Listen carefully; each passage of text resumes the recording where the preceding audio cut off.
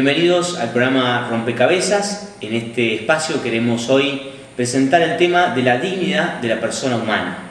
En 1948 las Naciones Unidas declararon los derechos humanos y a partir de ese momento se puso muy en boga este tema, ¿no? En muchos de los países se empezaron a buscar cómo se deberían respetar los derechos humanos. Es un tema al que todos nosotros somos muy sensibles y que nos preocupa sinceramente a cada uno de nosotros. Por eso es muy importante plantearnos cuál es el fundamento de los derechos humanos, por qué realmente la persona humana tiene una dignidad particular que debe ser custodiada y respetada siempre. Porque si miramos con los ojos de nuestra inteligencia, de nuestro sentido, parece que la persona humana tiene mucho que ver con el mundo físico del cual pertenecemos, que es muy parecida al resto de los seres que nos rodean, como por ejemplo los animales, ¿no? Nosotros decimos, los animales tienen también un cuerpo físico como el nuestro, biológicamente son bastante semejantes, parece que tienen capacidades como nosotros, en el sentido de que algunos animales ven mejor que nosotros, otros se trasladan más rápido, algunos pueden combatir mejor que un ser humano. Y también tienen sentimientos, ¿no? Vemos muchas veces un animal que está triste, un animal que está pasando un momento difícil, vemos animales que ayudan a otro, vemos animales que están alegres cuando llega su dueño, cuando están viviendo un momento importante de su existencia, ¿no? Entonces podemos decir qué es lo que realmente hace que el hombre sea distinto y por lo cual tenga una dignidad particular que la queremos proteger precisamente con estos derechos que estábamos hablando.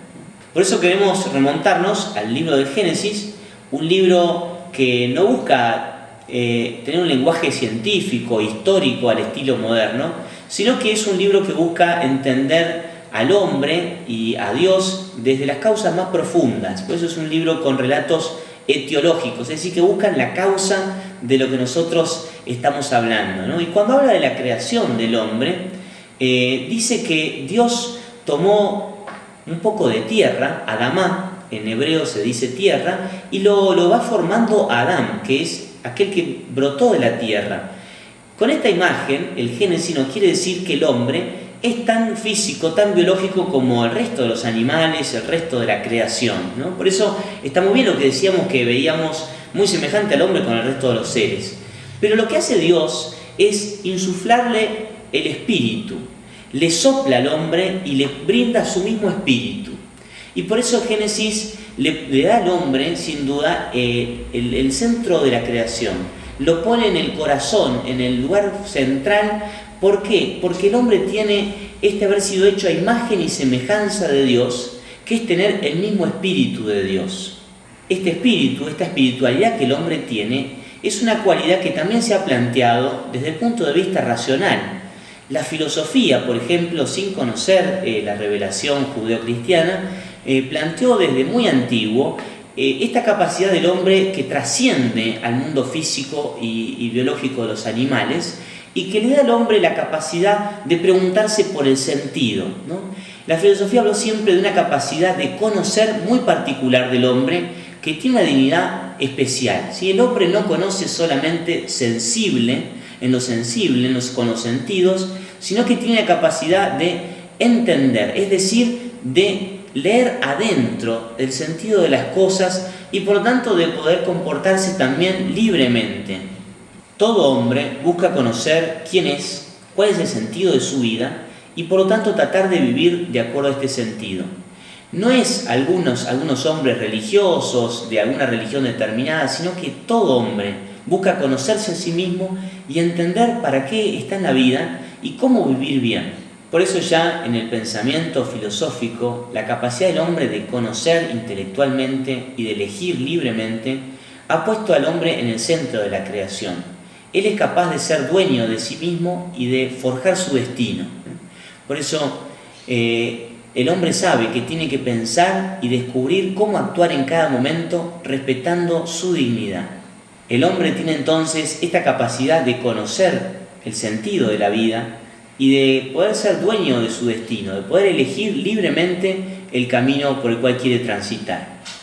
Pero cuando el Génesis habla de que el hombre fue creado a imagen y semejanza, no quiere decir simplemente, como decían los filósofos, que el hombre es inteligente y es libre, sino que va un poco más todavía. Quiere decir que el hombre está hecho a imagen de Dios, que tiene algo que solamente le corresponde a Dios. No es que Dios tenga la forma de nosotros, ¿no? Tenemos que decir que Génesis piensa que Dios tenía manos, pies, sino todo lo contrario, que nosotros tenemos algo que es lo más profundo de Dios, que es su capacidad de comunión, su capacidad de entrar en relación con los demás. El hombre está hecho en el mundo para poder entablar una relación tan profunda que es la relación del amor. La grandeza del amor humano es precisamente que él puede conocer en profundidad y por lo tanto puede elegir libremente. Cuando, por ejemplo, una mascota nuestra, un perro, nos demuestra su afecto, no es que hace un conocimiento profundo de nosotros y nos elige libremente. El perro se mueve, ¿no? Y por lo tanto tiene un movimiento de afecto, fruto del conocimiento sensible que él tiene y de lo que ha experimentado. Cuando el hombre, en cambio, ama a alguien, lo hace libremente, tanto que puede, por ejemplo, amar a un enemigo, como dice Jesús. ¿Cuántas veces hay personas que nos demuestran un amor tan grande que es fruto de esta libertad, que conociendo a veces nuestros defectos, las cosas que hicimos mal, y en un momento en que lo estamos tratando mal, nos puede demostrar que Él quiere entrar en comunión con nosotros? Esto es fruto de la capacidad del hombre de trascender lo sensible, las pequeñas dificultades o grandes, y de poder, conociendo el sentido profundo de la vida, del amor, elegir libremente entregarse a nosotros, amarnos con todo su corazón. A la pregunta que nos hacemos en este programa de hoy de la dignidad de la persona humana, tenemos que reflexionar realmente cuál es mi dignidad, por qué la persona humana tiene esta dignidad particular. No es por las perfecciones físicas, no es tampoco por la vitalidad de mi vida. Yo puedo tener algunas dificultades en lo biológico, en lo físico, o también estar en un momento de mi vida en la cual quizás estoy mermando mis capacidades, en mi fuerza, y sin embargo tengo la misma dignidad. Porque la dignidad, como decíamos, viene de este don de Dios de poder entrar en comunión. Primero, es Dios mismo el que decidió entrar en comunión con cada persona humana. Si nosotros somos capaces de relacionarnos, es porque Dios primero nos amó a nosotros personalmente. La persona humana no es un algo en el medio de tantas cosas, sino que es un alguien. A cada uno de nosotros Dios le sopló su aliento para poder amarnos personalmente. Ya cuando estamos en la panza de nuestra madre, Dios nos quería personalmente con nuestro nombre. Y por eso nosotros podemos después responderle a Dios también desde nuestra persona y desde nuestro amor personal. Aclarando un poco las ideas, ¿no? Los derechos humanos buscan defender una dignidad especial de la persona humana, es decir, un valor particular que tiene este ser que es la persona humana. ¿Qué es lo que hace que este ser se llame persona y que tenga un valor, una dignidad particular? Que este ser, que está en el medio de tantos otros en el mundo, ha sido amado personalmente por Dios y que por lo tanto puede ser amado personalmente por los demás, y que Él puede responder con este mismo amor a los demás y a Dios. Esto lo puede hacer gracias a que tiene la inteligencia, la capacidad de entender el sentido profundo de las cosas y de los demás, y que puede elegir libremente autodonarse, autoentregarse también a los demás y a Dios. Una pregunta que nos podemos hacer es ¿por qué es importante descubrir cuál es la esencia de la persona humana y de su dignidad? Y es porque precisamente esta capacidad de comunión, de verdadero amor que estamos hablando, es el camino para poder ser felices. La vida del hombre no se llena con cosas físicas, biológicas, económicas, sino que solamente llega el hombre a su plenitud en la medida en que es capaz de amar y dejarse amar. Si sacamos esta categoría del amor, de la comunión en el horizonte de la persona humana nunca va a poder ser feliz. El último tema concreto que tendríamos que tratar es que precisamente es muy importante entonces tener cuidado en qué caminos respetan la dignidad de la persona y qué caminos atentan contra la dignidad de la persona. Porque si nosotros cometemos errores que realmente ataquen la dignidad de la persona humana, no vamos a poder ser felices y no vamos a dejar a los demás ser felices. Cuando alguien le miente a una persona, por ejemplo, cuando los novios se cierran a la verdad y se empiezan a mentir, construyen una especie de paredón, ¿no? Y las dos personas quedan más separadas. Y precisamente la dignidad de la persona es poder entablar esta comunión profunda. La mentira rompe la comunión de las personas y por lo tanto el camino de la mentira siempre es un camino que atenta contra la dignidad de las personas. Así como sucede con la mentira, sucede con muchos otros temas que también van en contra de la dignidad de la persona. A veces no lo vemos tan claro como es con la mentira, o por ejemplo con un asesinato. Cuando yo le quito la vida a alguien, sin duda que no estoy promoviendo la comunión, sino que estoy rompiendo toda posibilidad de comunión y por lo tanto estoy atentando contra la dignidad de la otra persona y de mi propia persona.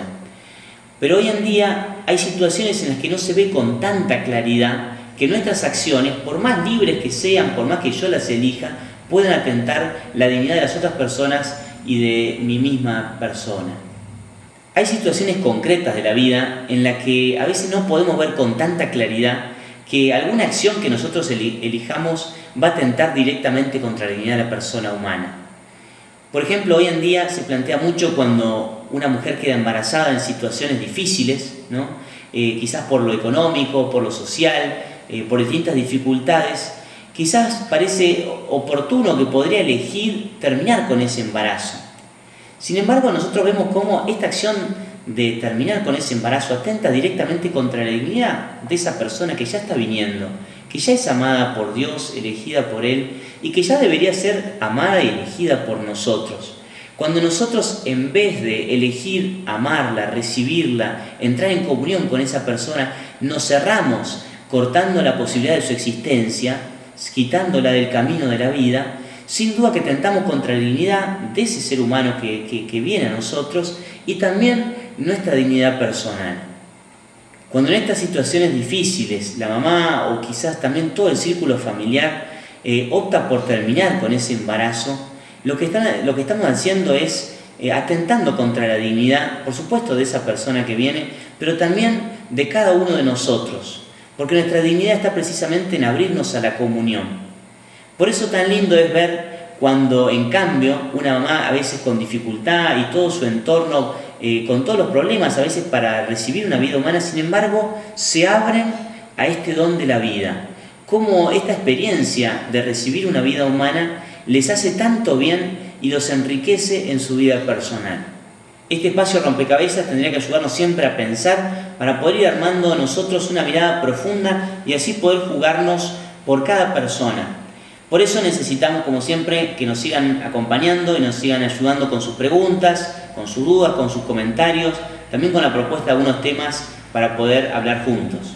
Los invitamos a que se sumen entonces al Facebook y también que puedan ponerse en contacto con nosotros. Muchísimas gracias y nos vemos en el próximo programa.